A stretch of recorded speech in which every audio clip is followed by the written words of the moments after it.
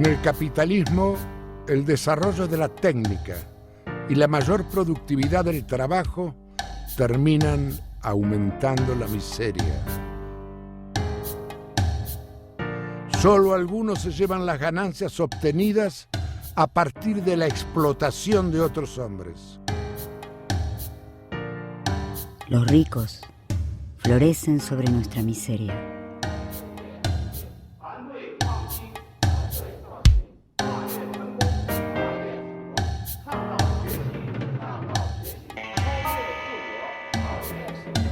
El nivel alcanzado por el desarrollo de los medios de producción permitiría satisfacer las necesidades materiales mínimas de toda la humanidad. Podríamos erradicar enfermedades, abolir el analfabetismo, terminar con el hambre, sembrar los desiertos. Pero el mundo está en manos de los capitalistas.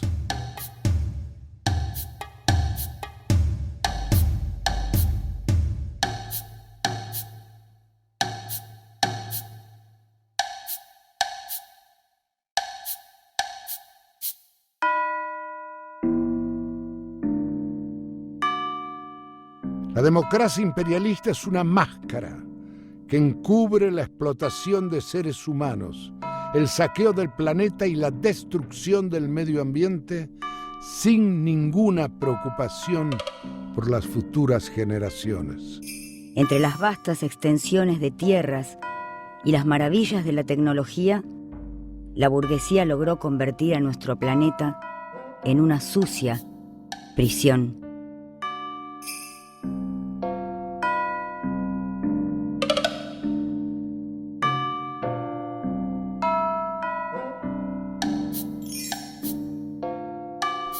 Como decía Carlos Marx, la clase obrera no tiene nada que perder, más que sus cadenas. Esclava de la maquinaria capitalista, a su vez es la única que puede parar la producción. Hacemos andar el transporte, las fábricas, las comunicaciones, los bancos. Hacemos andar al mundo. Товарищи, рабочая крестьянская революция, о необходимости которой все время говорили большевики, совершилась!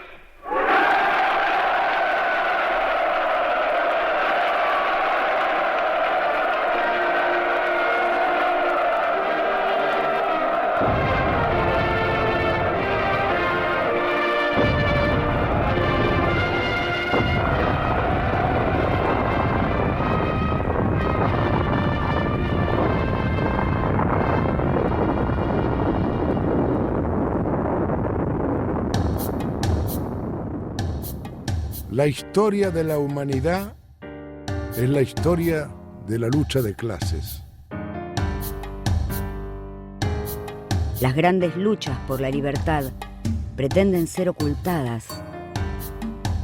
Si una revolución es derrotada por las armas, se busca que los vencidos sean olvidados.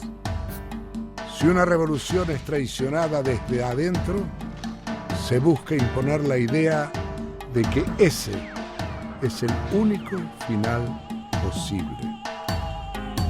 Para seguir expropiándonos todos los días, los capitalistas necesitan expropiarnos nuestra historia. Y la historia más terrible para ellos es aquella que muestra que podemos vencer.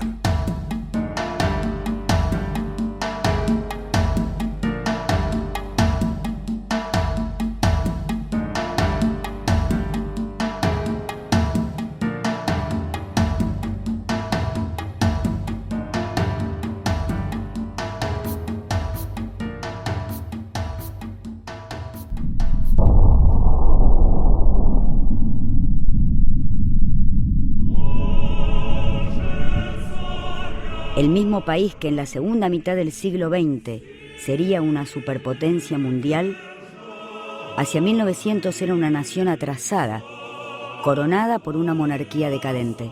El zar y la zarina se marchitaban sobre la miseria del pueblo.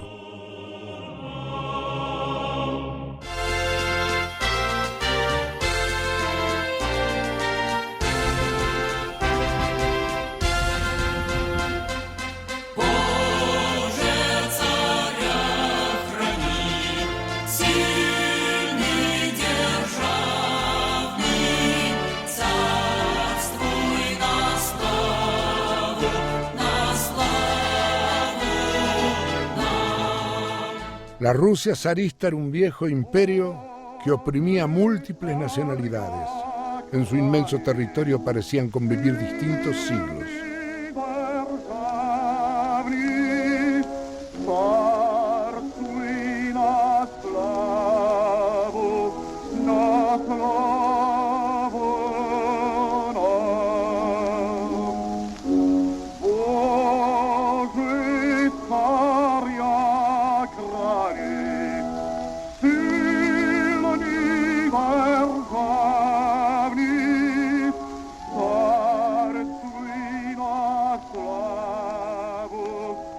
Una mayoría aplastante de campesinos sin tierra, pobres y analfabetos, oprimidos por la nobleza y los terratenientes, sobrevivían con una agricultura que se mantenía en el mismo nivel del siglo XVII.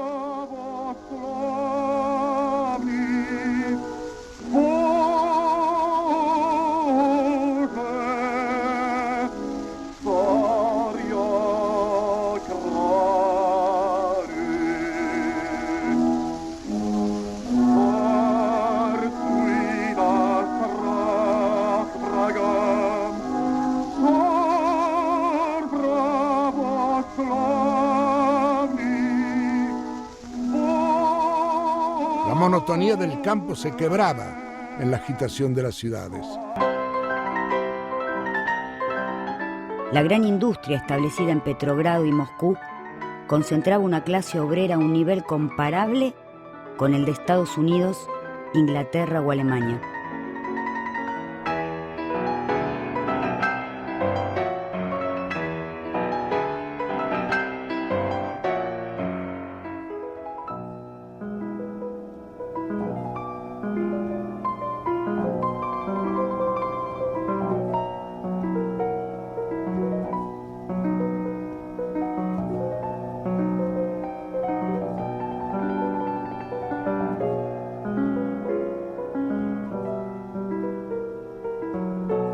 Los principales bancos, empresas y fábricas estaban en manos extranjeras.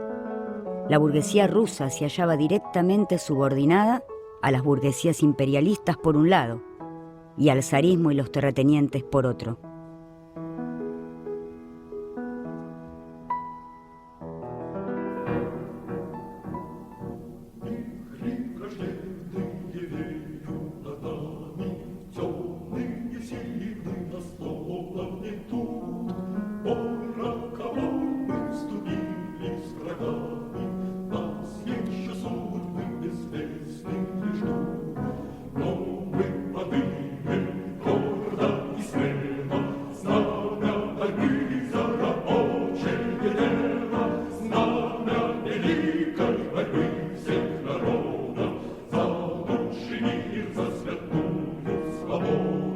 Mientras la clase obrera europea se había ido formando durante siglos, la clase obrera rusa era joven y fuerte.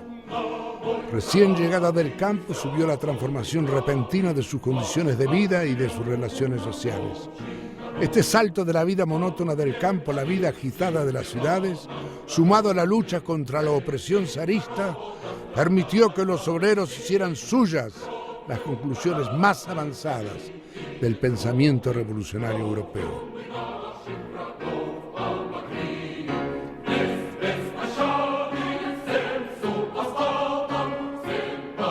Esta Rusia de los contrastes no tardaría en estallar.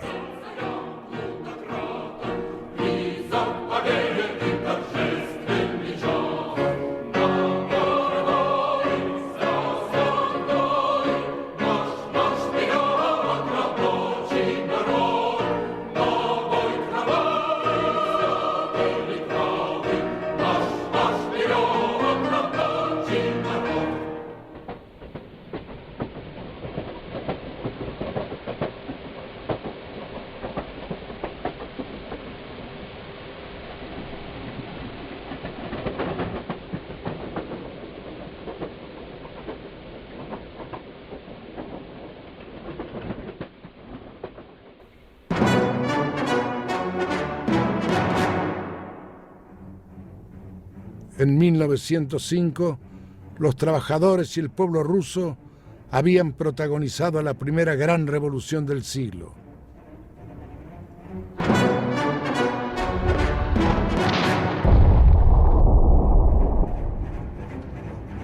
En 1905, el zarismo estaba en guerra con Japón.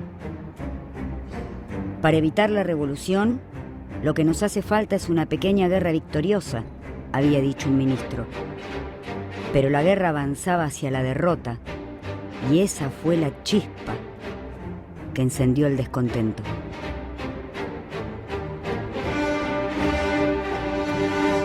A principio de año, estalla la huelga en la fábrica Putilov y comienza una oleada de luchas por la libertad política, por el fin de la guerra, por la libertad de los presos políticos.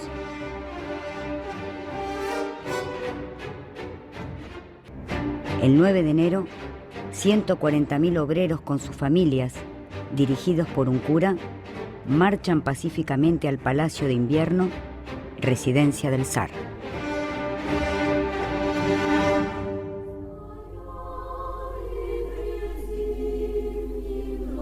Señor, hemos venido ante ti, buscamos justicia y protección, sufrimos una gran pobreza, estamos oprimidos y agobiados con trabajos que superan nuestra fuerza.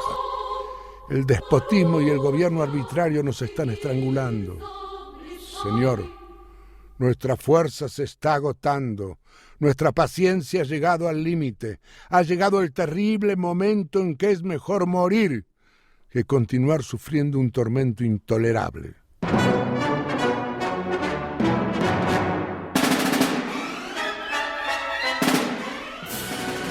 El zar recibió a la manifestación con una masacre. Aquel domingo sangriento fue el inicio de la revolución que duraría todo un año.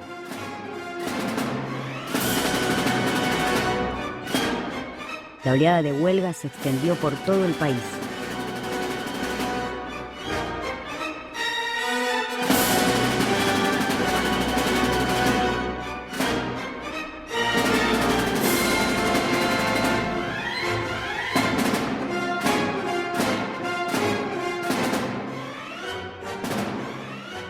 Tras la ciudad, el movimiento sacudía a las tropas derrotadas en la guerra con Japón. En junio, a bordo del Potemkin, estalló la sublevación en la escuadra del Mar Negro. Los marineros se deshicieron de sus oficiales y pusieron rumbo a la ciudad de Odessa, donde reinaba la huelga general. El acorazado Potemkin se pasaba al campo de la revolución.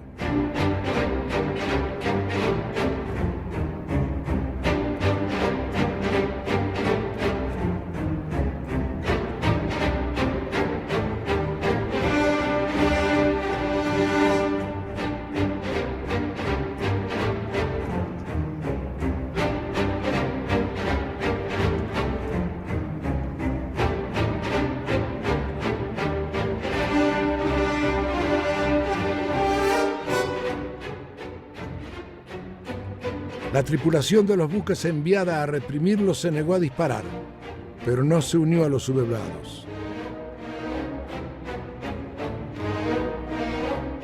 La insurrección del Potemkin no triunfó, pero hizo crecer la idea del levantamiento armado.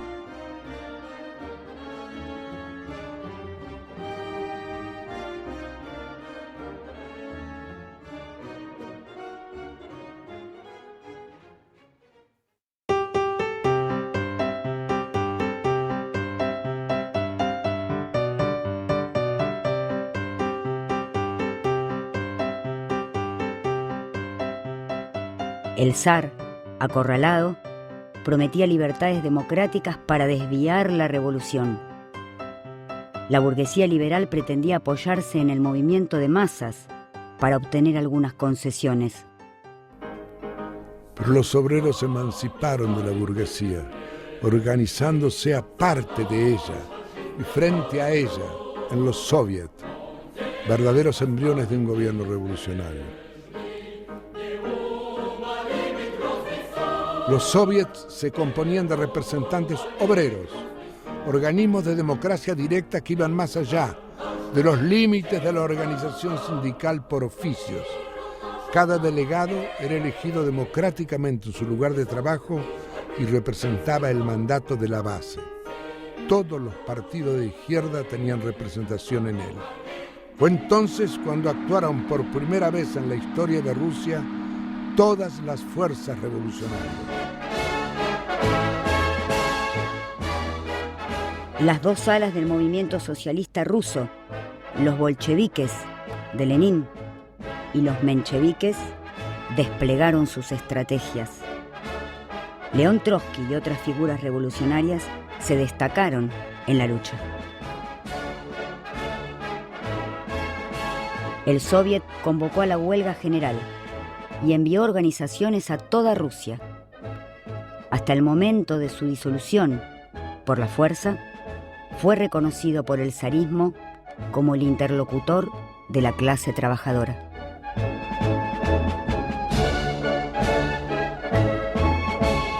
El Soviet proclamó la libertad de prensa. Se editaron libremente periódicos revolucionarios en todas las ciudades. Se organizaron patrullas para garantizar la seguridad de los ciudadanos. El Soviet dominaba el correo, el telégrafo y los ferrocarriles. Intentó instaurar la jornada de 8 horas. Hizo valer su propio orden democrático en la vida de las ciudades. Se abrieron las puertas de las universidades. En sus aulas, obreros, artesanos y empleados discutían libremente de política. Pero cuanto más ascendía el movimiento, con más odio se armaba la contrarrevolución.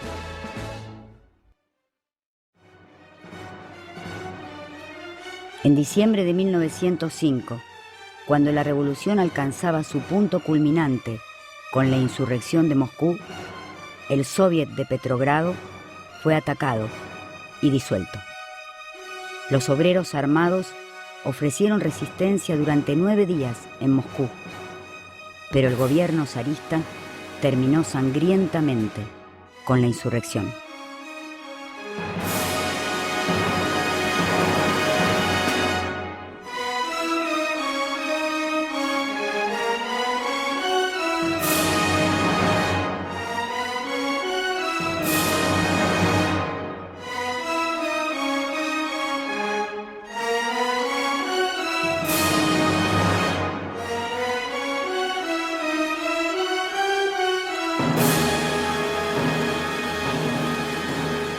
El Soviet quedaría en la conciencia de los trabajadores rusos.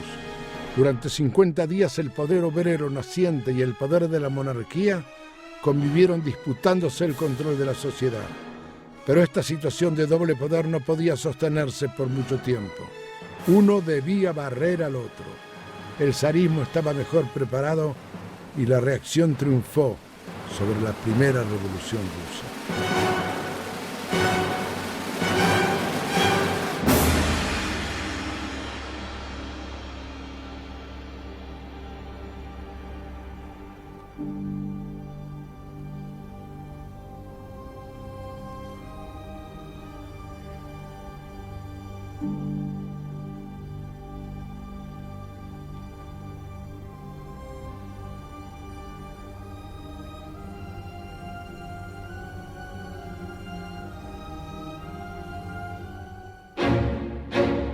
León Trotsky fue militante revolucionario desde muy joven. Por su actividad sufrió la cárcel varias veces y fue deportado. Prófugo de la justicia, regresó a Rusia en 1905 y fue elegido presidente del Soviet de Petrogrado. Con tan solo 26 años, había sentido temblar el mundo bajo sus pies. Encarcelado y deportado a Siberia, con toda la dirección del Soviet, su balance y perspectiva de la primera revolución rusa fue tajante. El mundo estaba preparado para la revolución socialista, incluso en la atrasada Rusia.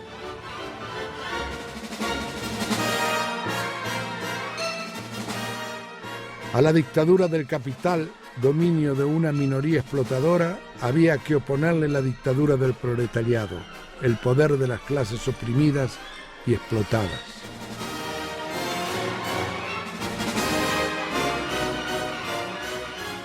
...1905 había demostrado la hegemonía política de la ciudad en un país mayoritariamente campesino. Para Trotsky, los trabajadores urbanos eran los que podían dar salida a las penurias de las masas campesinas, acaudillándolas hacia la toma del poder.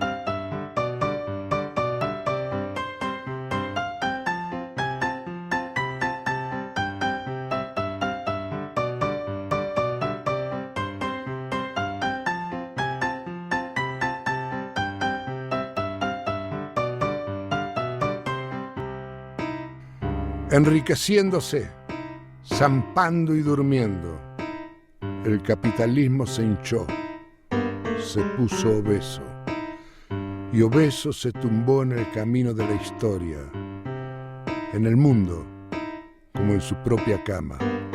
No es posible esquivarlo ni pasarlo de largo. El único remedio es volarlo.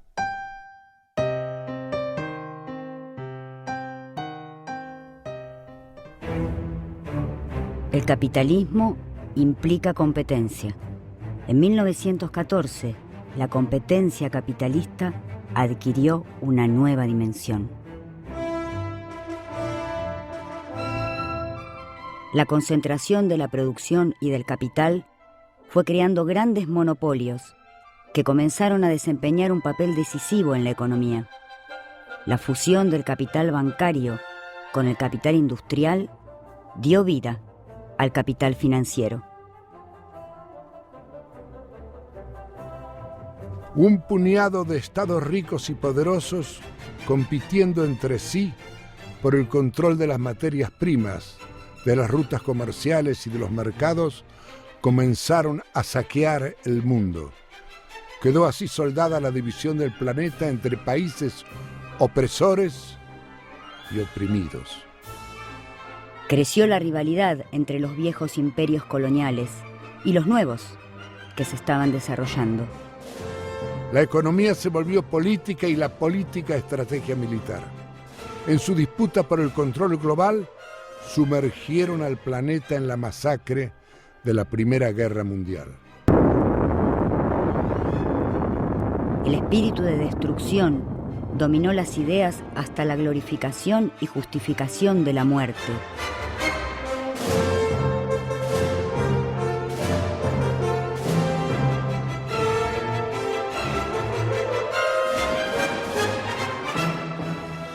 Nació el imperialismo moderno.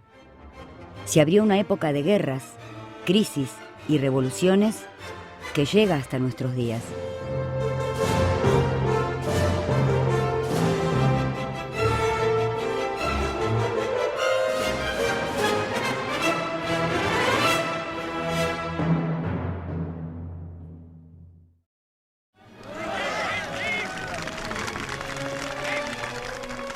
El movimiento socialista, agrupado en la Segunda Internacional, construida bajo el lema Proletarios del Mundo Unidos, se quebró bajo el patriotismo imperialista. La socialdemocracia alemana encabezó la traición. Con su fuerza formidable de 2 millones de miembros, 111 diputados, grandes sindicatos y una docena de diarios, había confiado más en las leyes del Estado que en la fuerza de la clase obrera. Los socialdemócratas declaraban que se podía llegar al socialismo por la vía pacífica, mediante la progresión de reformas parciales. En 1914 todos los parlamentarios socialdemócratas votaron a favor de la guerra imperialista y sus sindicatos firmaron la paz social. Solo se opuso uno de ellos, Karl Liebknecht, quien terminó preso. Esa era la proporción de cordura cuando hasta los socialistas tomaron el fusil en defensa de su patria y sus patrones.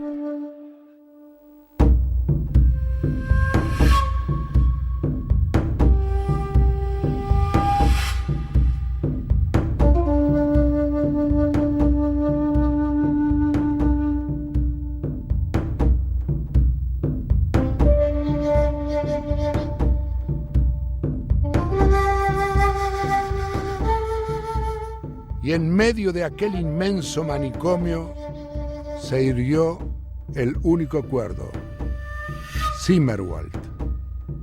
Aquí Lenin, con un puñado de camaradas, se levantó sobre el mundo y alzó unos pensamientos más luminosos que el mayor de los incendios, una voz con más fragor que el de todos los cañoneos. El puñado de revolucionarios que se oponía a la guerra logró reunirse en Zimmerwald, un poblado de Suiza. Eran apenas 38 delegados que mantenían vivo el legado internacionalista de Marx. Vladimir Ilich Ulyanov, Lenin, dirigente del partido bolchevique ruso, era el más firme de ellos. León Davidovich Bronstein, Trotsky, se encontraba en la conferencia. Rosa Luxemburgo y Karl Liebknecht, encarcelados en Alemania, no pudieron participar.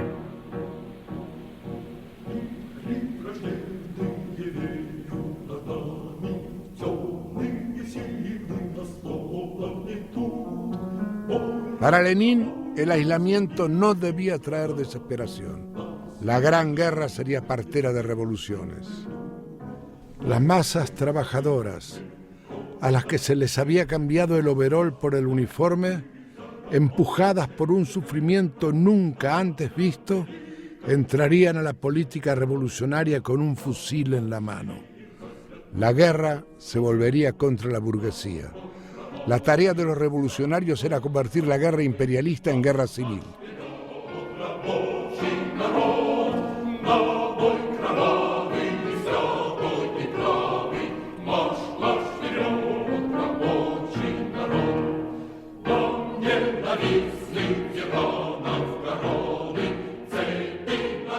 Pronto serás grande, te darán un fusil. Tómalo y aprende bien a manejar las armas.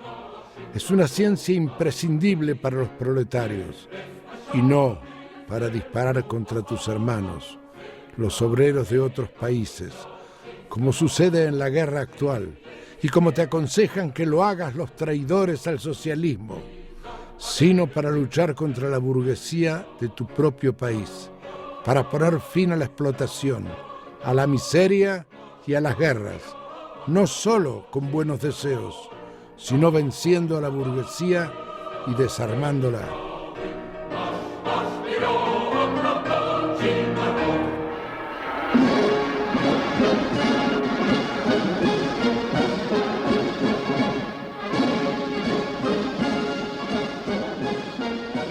En 1914, el zarismo entra a la guerra como peón de Inglaterra y Francia. A la vez, pretendía anexar nuevas regiones a su imperio y controlar el descontento social interno que crecía desde 1912.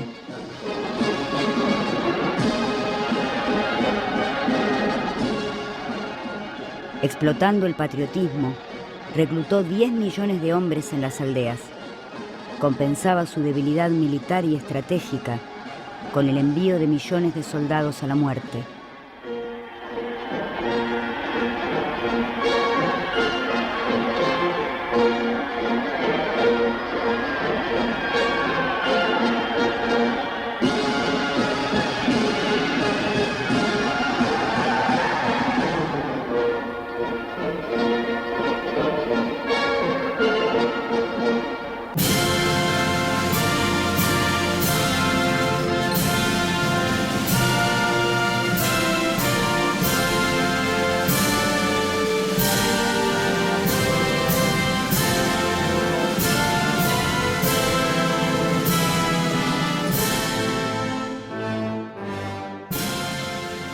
Escaseaban las botas y los rifles.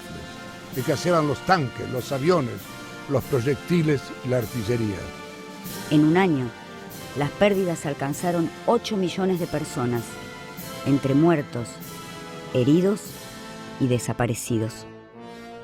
¿La guerra es algo terrible? Sí, pero es terriblemente rentable. Los burgueses se enriquecían. Los fabricantes de armas consiguieron fabulosas ganancias. La especulación de todo tipo y las jugadas en la bolsa eran exorbitantes. A 3 años de iniciada la guerra, se sucedían las derrotas militares del zarismo y las condiciones de vida se hacían insoportables. Entre obreros y campesinos crecía la conciencia de que esa no era su guerra.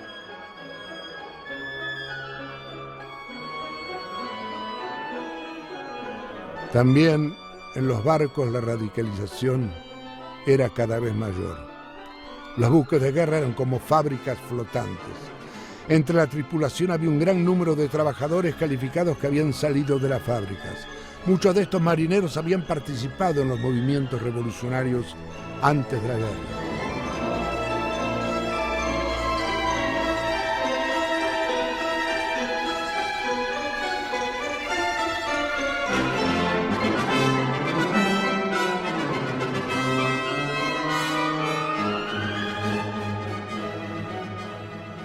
Las fábricas estaban paradas por falta de combustible y por cortes de electricidad. Los ferrocarriles se encontraban al borde del colapso. No había carne y la harina escaseaba. El hambre asolaba el país y las colas del pan eran un hecho cotidiano. Un profundo olor a escándalo emanaba de los tribunales y del gobierno. Un régimen dominado por aristócratas, estafadores, especuladores y todo tipo de gentuza. El año 1917 comenzaba con una oleada de huelgas en Petrogrado.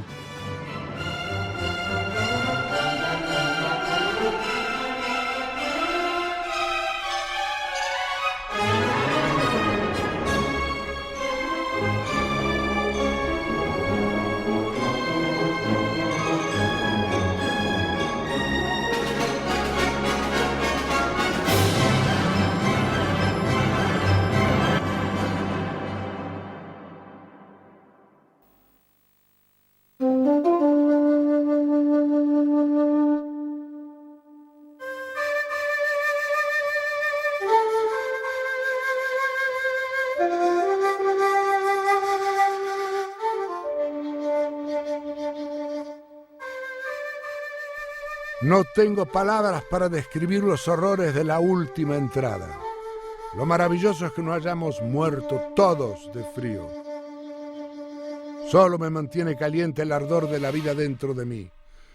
Olvido el hambre por el hambre de vida. No hay signo de vida en el horizonte. Y sí, miles de signos de muerte.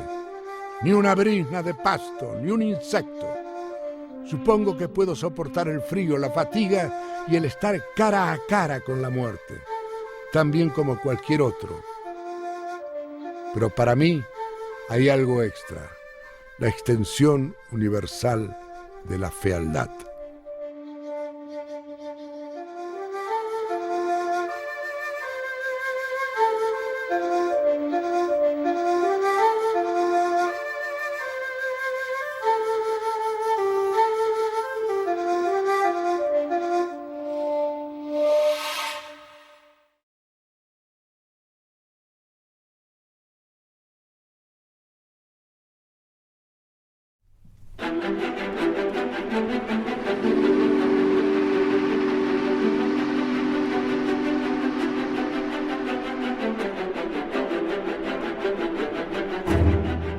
Surge de lo más profundo de Rusia un inmenso grito de esperanza.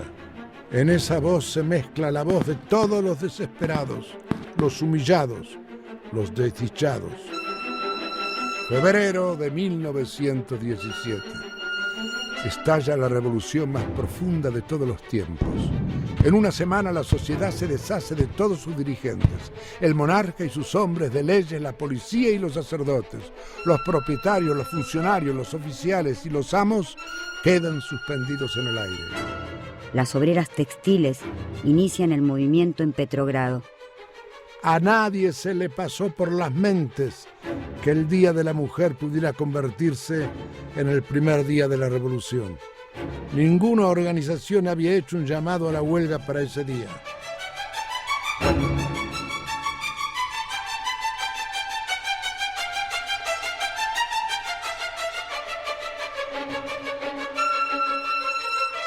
En 5 días se suceden infinidad de manifestaciones callejeras y cada vez más fábricas y sectores obreros se suman a la lucha.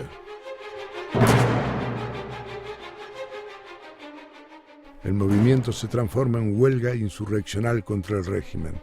Las voces que en un principio pedían ¡pan!, ahora gritan ¡abajo la guerra! Y ¡abajo la autocracia!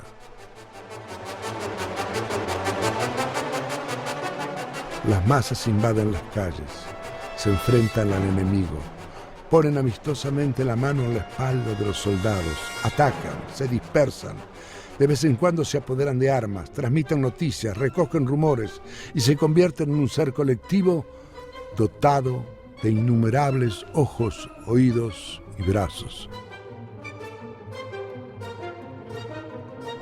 Por la noche, después de la lucha, sacan las conclusiones fundamentales. O la ametralladora barre la insurrección, o la insurrección se apodera de la ametralladora. Los obreros del barrio de Vibor, junto a los soldados más decididos, esbozan el plan de acción. La fuerza revolucionaria de las masas golpea sobre el ejército. Los soldados se fueron sublevando uno tras otro.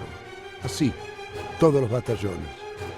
En el 5º día de insurrección, los revolucionarios estaban en posesión de automóviles blindados con las banderas rojas desplegadas, sembrando el pánico entre las clases altas. Febrero de 1917. Ante una Rusia que bramaba como un océano, el zar abdicó y el soviet renació de nuevo.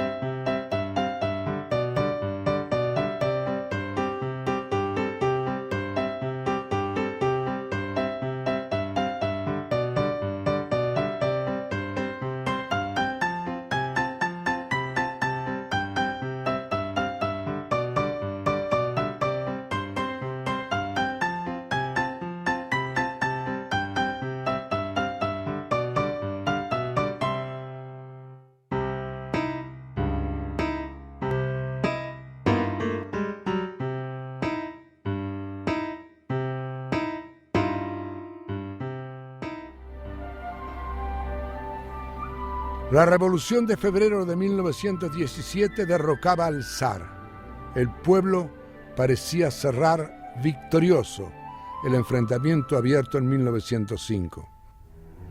En los salones del Palacio de Táurida tenían lugar ahora las reuniones del nuevo Soviet de representantes obreros y soldados de Petrogrado. 2.000 delegados soldados, 800 delegados obreros. Desde el primer momento el Soviet empezó a actuar como un organismo de poder. Controlaba las subsistencias, la guarnición militar, ocupó el Banco del Estado, la tesorería, la fábrica de monedas, el transporte. Conquistó la libertad para los presos políticos. Para los soldados proclamó el decreto número 1, que suprimía la humillante disciplina militar del zarismo.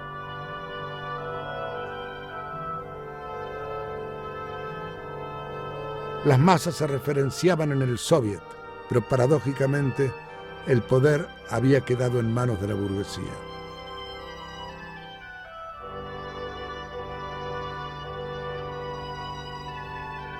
Los trabajadores habían dado su confianza para la dirección del Soviet a los partidos conciliadores, los socialistas revolucionarios y los mencheviques, quienes negociaron la formación de un gobierno provisional compuesto por burgueses y monárquicos.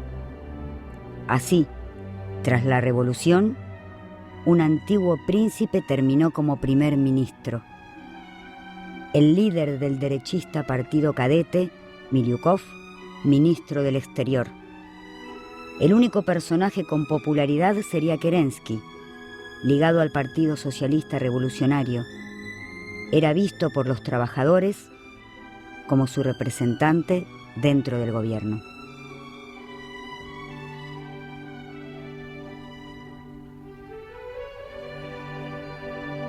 El Partido Socialista Revolucionario contaba con mucha popularidad entre el campesinado, al cual adjudicaba un papel dirigente en la revolución junto a la burguesía nacional.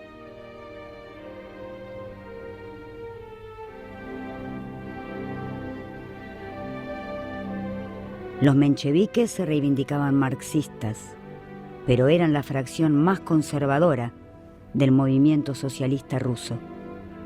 Para ellos, la atrasada Rusia no estaba preparada para la revolución socialista. Primero había que hacer una revolución burguesa, desarrollando el capitalismo y la democracia republicana. Su estrategia se oponía a la toma del poder por los trabajadores.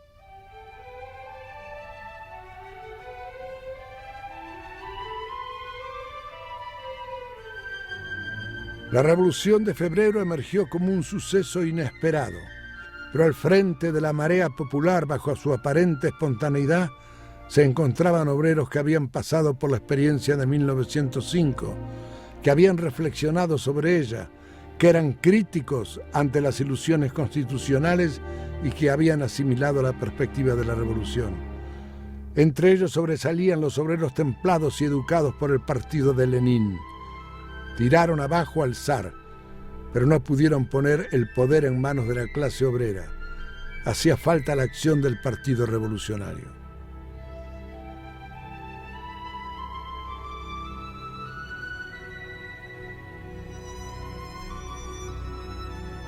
Con sus principales dirigentes en el exilio, la base obrera del partido bolchevique ya oponía una política independiente a la burguesía liberal. Sin embargo, durante el mes de marzo, bajo la dirección de Stalin y Kamenev, la postura oficial del partido será el apoyo crítico al gobierno provisional y a la instauración de una república democrática burguesa en Rusia. No hablaban como representantes de un partido proletario que se dispone a afrontar una lucha imponente por la conquista del poder, sino como a la izquierda de la democracia burguesa. Pero esa posición no era compartida por Lenin, quien continuaba exiliado, ni por la base del partido que estaba desconcertada.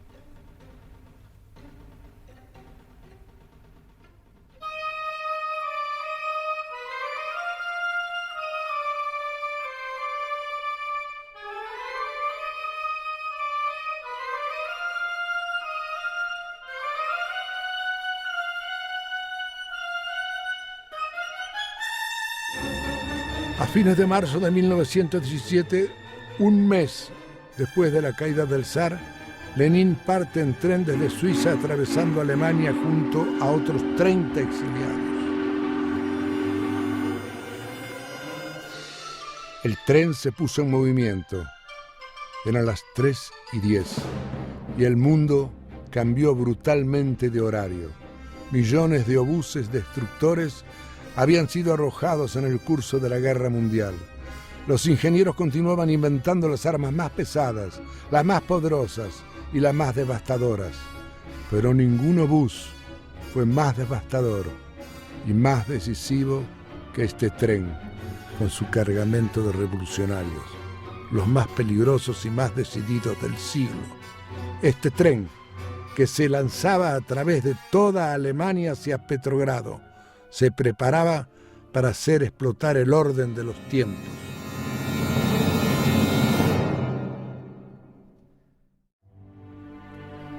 Lenin, con 46 años de edad, vuelve a vivir y hacer vivir la historia.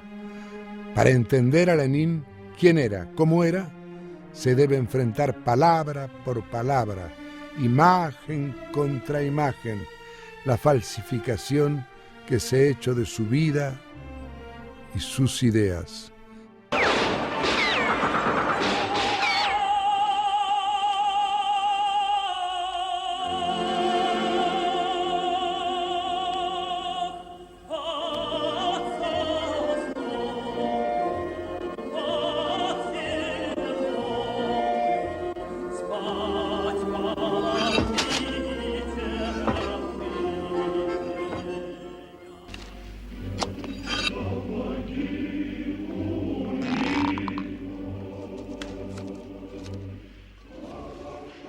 En vida de los grandes revolucionarios, las clases opresoras los someten a constantes persecuciones, mentiras y calumnias.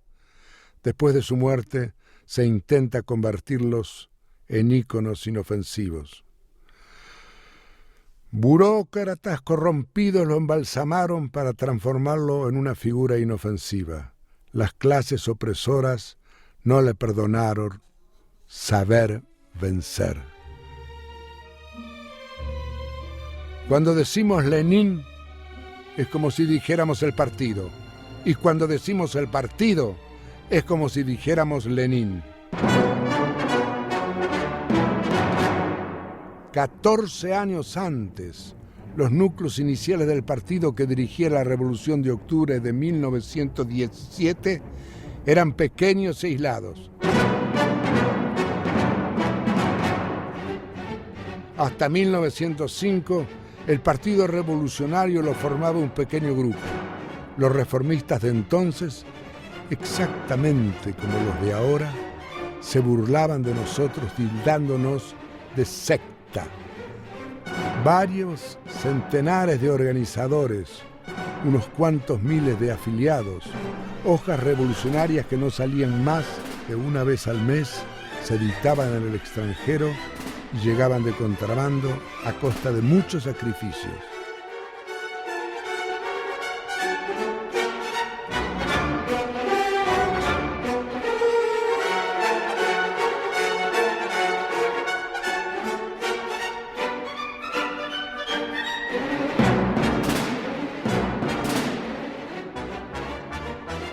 No obstante, en 1905 el panorama cambió por completo en el curso de unos meses.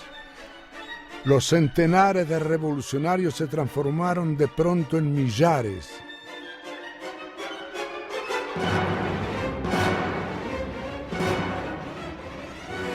Para los bolcheviques, la revolución de 1905 había sido un impulso inolvidable, una preciosa experiencia y, sobre todo, una inspiración llena de conclusiones para el futuro. Para Lenin, el programa y las ideas socialistas no debían quedar en pequeños círculos. Hacía falta un partido político revolucionario para llevarlas a las masas.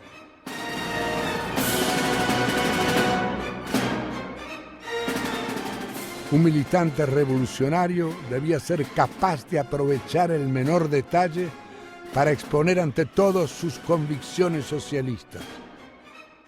¿Y qué es, por ejemplo, cualquier huelga sin una pequeña crisis de la sociedad capitalista? En cada huelga se oculta la semilla de la revolución.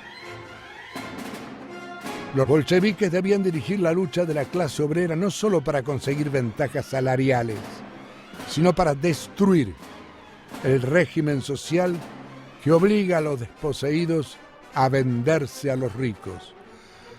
Debemos emprender una intensa labor de educación política de la clase obrera, de desarrollo de su conciencia política. La verdadera educación de las masas no puede ir nunca separada de la lucha política independiente y sobre todo de la lucha revolucionaria de las propias masas. Solo la lucha educa a la clase explotada. Solo la lucha le descubre la magnitud de su fuerza, amplía sus horizontes, eleva su capacidad, aclara su inteligencia y forja su voluntad. Bajo la dictadura zarista, con una brutal represión y sin libertades políticas, el partido debía ser centralizado, preparado para el trabajo clandestino. Los bolcheviques habían llegado a 1905 con 8.000 militantes, insertos en los principales conglomerados industriales, militando en contacto estrecho con las masas trabajadoras. Esto les permitió influir y demostrar en los hechos la política socialista. Estamos en tiempos de guerra. La juventud decidirá el desenlace de toda la lucha. La juventud estudiantil y aún más, la juventud obrera. No teman su falta de preparación. No teman ante su inexperiencia. Los acontecimientos los educarán en nuestro espíritu. Con esta actitud, los bolcheviques estuvieron en la primera trinchera de la revolución de 1905. Por ello, las ideas socialistas fueron tomadas por los trabajadores en las barricadas, en los motines militares, en las insurrecciones urbanas. La revolución fue derrotada, pero el tipo de organización creada por Lenin permitió al movimiento socialista resistir la desmoralización. Cerrando filas entre los más convencidos, se evitó que las conquistas programáticas y las lecciones revolucionarias de 1905 se perdieran en el reflujo. Su principal conclusión de 1905 fue confirmar una de las tesis fundamentales de Carlos Marx, que la insurrección es un arte. Nosotros mismos no hemos estudiado ni enseñado a las masas de manera suficiente este arte. Ahora debemos corregir con toda energía ese descuido. No basta tomar partido en cuanto a las consignas políticas. Es preciso tomarlo también con respecto a la insurrección armada. Quien esté contra ella o no se prepare para ella, debe irse de las filas de la revolución por traidor o por cobarde. Se acerca el día en que los acontecimientos y la lucha nos obligarán a distinguir amigos y enemigos según este principio.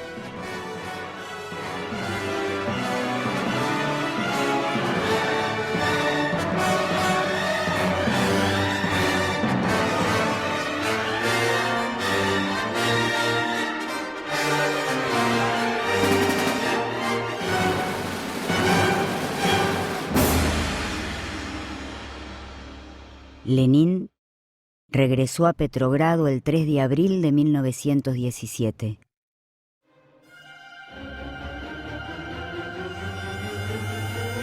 Queridos camaradas, soldados, marineros y obreros, me siento feliz al saludar en vosotros a la revolución rusa triunfante, al saludaros como a la vanguardia del ejército proletario internacional. No está lejos ya el día en que, respondiendo al llamamiento de nuestro camarada Karl Liebknecht, los pueblos volverán las armas contra sus explotadores capitalistas. La revolución rusa hechas por vosotros, ha iniciado una nueva era. ¡Viva la revolución socialista mundial!